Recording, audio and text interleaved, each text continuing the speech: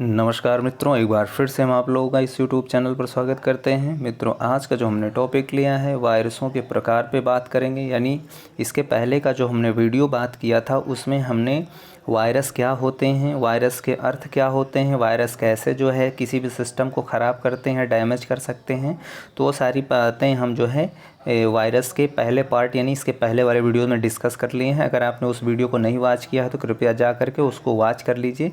उसी के क्रम में हम ये दूसरा वीडियो यहाँ पे बना रहे हैं, जिसके अंतर्गत हम बात करेंगे कि कंप्यूटर एसोसिएट के रूप में वायरस कितने प्रकार के होते हैं।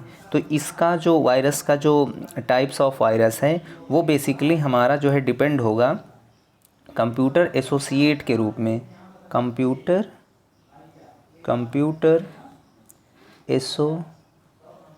एसोसिएट, ये ध्यान समझिएगा।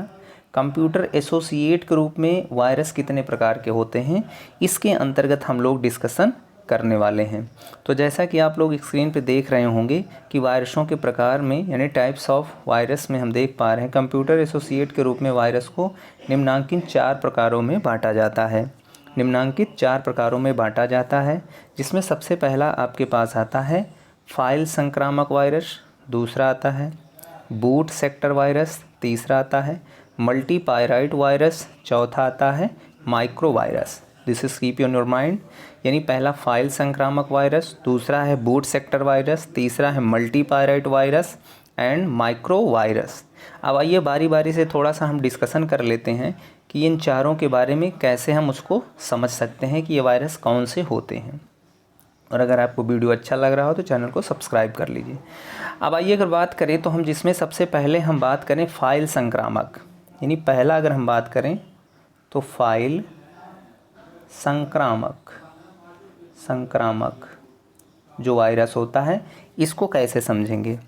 अब अगर इसको समझने के लिए हम जो है फाइल संक्रामक या फाइल इन्फेक्टर्स बोलते हैं, इसको फाइल इन्फेक्टर्स बोलते हैं। अंग्रेजी भी आपको याद रखना है, फाइल इन्फेक्टर्स फाइल इन्फेक्टर्स बोलते हैं या फाइल संक्रामक बोलते हैं। अब इस प्रकार के वायरस जो होते हैं आपने बेसिकली देखा होगा कि ये कुछ लिखते हैं, उसके बाद जो है एक डॉट करके .com करके आता है। ये ध्यान रखना, ये सब कोडिंग है। और वैसे भी वायरस एक कोड होता है और एक कोड जो है एक दूसरे अपने ही जैसा एक नया कोड उत्पन्न कर देता है, जिससे हमारा जो है सिस्टम डैमेज हो जाता है, ख़राब हो जाता है।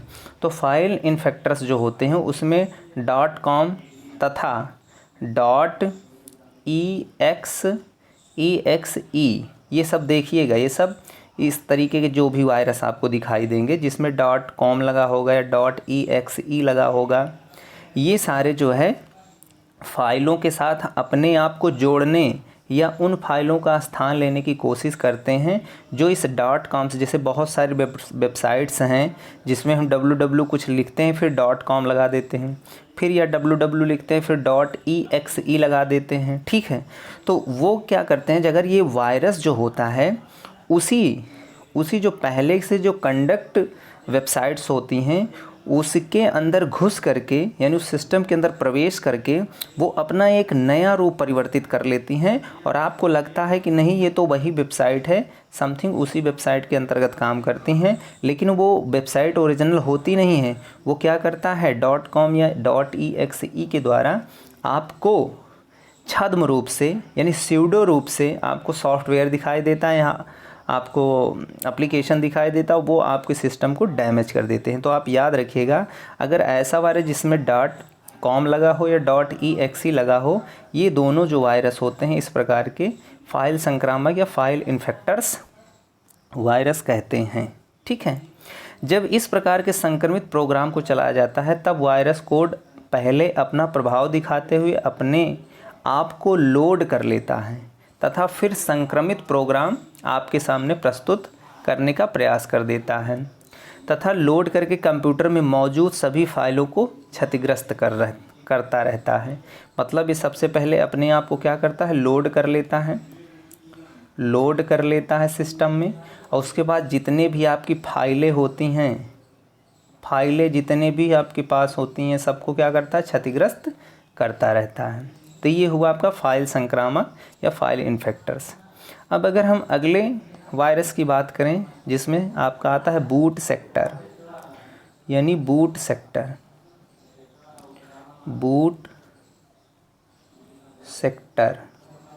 वायरस। अब बूट सेक्टर वायरस जो होता है, बूट सेक्टर में अपने कोड को स्थापित कर लेता है। जो बूट सेक्टर होता है यह अपने कोड को स्थापित कर लेता है। ठीक है, कोई भी वेबसाइट आप बनाते हैं या उसमें करते हैं तो वो जो ऐसा जो बूट सेक्टर होता है वो अपने कोड, जो उसका वायरस का कोड होता है, वो अपने आप को सिस्टम में पूर्णतया स्थापित कर लेता है। ठीक है, और बूट सेक्टर में डिस्क के फॉर्मेटिंग, वहाँ भंडारित सूचना भंडार तथा बूट प्रोग्राम आदि के बारे में आवश्यक जानकारी रहती है। मतलब यहाँ आप कहाँ स्थापित अपने आप कर लेता है, जहाँ पे आपके डिस्क में, डिस्क के फॉर्मेटिंग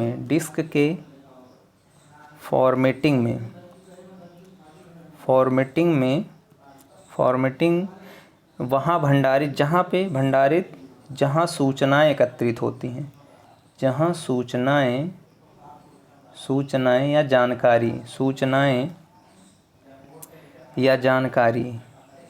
या जानकारी का भंडार होता है, भंडार होता है। ठीक है, वहाँ अपने आप को क्या करता है, अस्थायी रूप से जमा लेता है और साथ ही साथ फिर क्या करता है, सारे ये जो भंडारण है उनको क्या करने लगता है, नष्ट करने लगता है। तो इस तरीके के हमारे पास ये बूस्ट वायरस होता है। जब मशीन द्वारा बूट सेक्टर को क्रियाशील किया जाता है तब वायरस कोड अपने आप क्रियान्वित होकर नुकसान पहुंचाने का कार्य शुरू कर देता है। समझ में आई बात? मतलब जब आप सिस्टम को ओपन करेंगे वो वायरस वहीं पे बैठा होगा और जैसे ही आप उस सिस्टम को ओपन करेंगे वो तुरंत स्वचालित होकर, गतिशील होकर के इन सारे भंडारण को क्या करेगा, नष्ट करने का प्रयास करने लगता है। ये होता है बूस्ट सेक्टर वायरस। अब आगे हम अगर बात करें इसी में, नेक्स्ट अगर हम बात करें तो नेक्स्ट हमारे पास तीसरा है multi pyrite virus. Multi pyrite virus. अब देखो मल्टी पायराइट वायरस से क्या मतलब है। इस प्रकार के वायरस फाइल तथा बूट सेक्टर संक्रामकों दोनों को संक्रमित किया जाता है। मतलब इससे कौन कौन संक्रमित होता है, इससे जो है जो आपके दोनों प्रकार के मतलब वायरस हैं, जिसमें आपका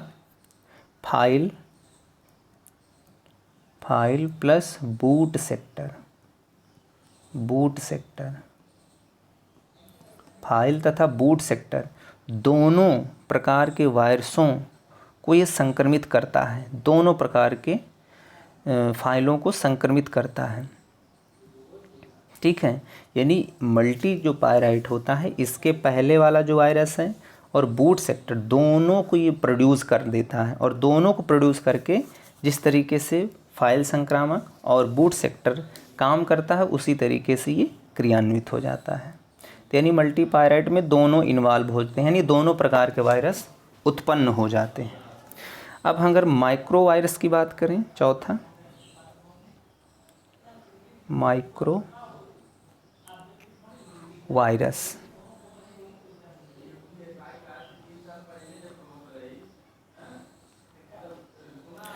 माइक्रो वायरस के अंतर्गत इस प्रकार के वायरस में वर्ड, बेसिक या किसी अन्य माइक्रो भाषा में अनुदेशन दिए होते हैं। यानी इसमें क्या होता है, जैसे वर्ड हो गया, वर्ड में आपको कुछ अनुदेशन देगा, हो सकता है कुछ बेसिक में आपको कुछ जो है इन्फॉर्मेशन देगा, या आपको अनुदेशन देगा, या किसी अन्य माइक्रोभाषा या अन्य माइक्रो भाषा में क्या देगा, अनुदेशन देगा। अनुदेशन मतलब इंस्ट्रक्शन देगा, वो खुद ही संचालित करने का प्रयास करता है। किसी भी भाषा, किसी भी लैंग्वेज या छोटे भाषा में वो आपको इंस्ट्रक्ट करेगा कि तुम ये करो, अब वो करो। तो आप वैसे करते करते चले जाएंगे तो आप अल्टीमेटली आप पाएंगे कि उसने तो पूरे दस्तावेज को ख़राब कर दिया या गड़बड़ कर दिया। ठीक है, ये वायरस दस्तावेज़ों, जो ये वायरस होते हैं, ये वायरस दस्तावेज़ों जो आपके दस्तावेज होते हैं, डॉक्यूमेंट्स या टेम्पलेटों में या टेम्पलेटों